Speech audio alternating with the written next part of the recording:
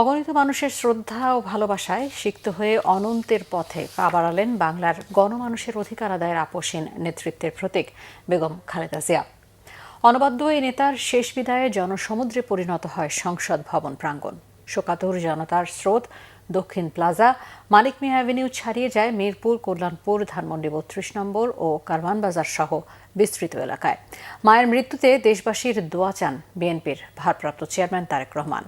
জানাজায় অংশ নেন প্রধান উপদেষ্টা ও বিএনপির স্থায়ী কমিটির সদস্য সহ দেশ বিদেশের লাখ লাখ মানুষ। আরও জানাচ্ছেন জাহাঙ্গীর আকন্দ, ক্যামেরায় ছিলেন জাহাঙ্গীর আলম।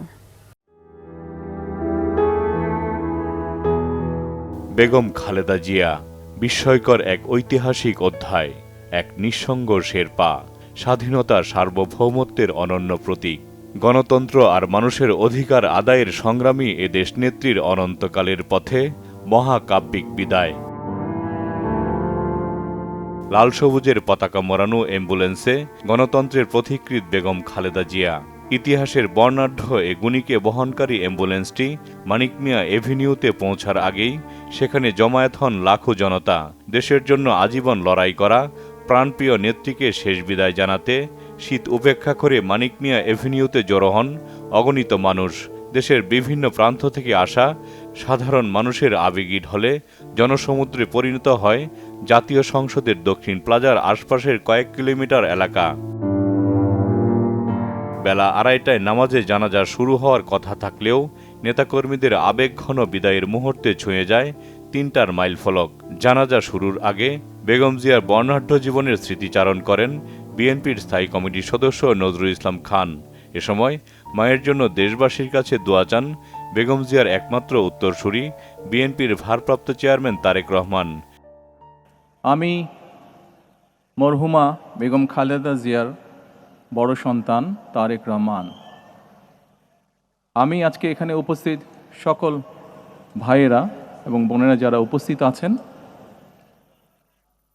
মরহুমা বেগম খালেদা জিয়া জীবিত থাকাকালীন অবস্থায় যদি আপনাদের কারো কাছ থেকে কোনো ঋণ নিয়ে থাকেন, দয়া করে আমার সাথে যোগাযোগ করবেন, আমি সেটি পরিশোধের ব্যবস্থা করব ইনশাআল্লাহ।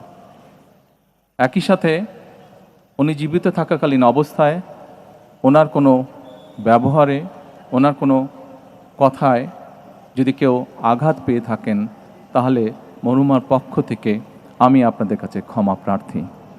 দোয়া করবেন আল্লাহ তাআলা যাতে ওনাকে বেহেশত দান করেন। ঘড়ির কাঁটায় যখন ৩টা ৩, ঠিক সেই সময়ে বেগম খালেদা জিয়ার নামাজে জানাজা শুরু করেন জাতীয় মসজিদ বাইতুল মোকাররমের খতিব মুফতি মোহাম্মদ আব্দুল মালেক।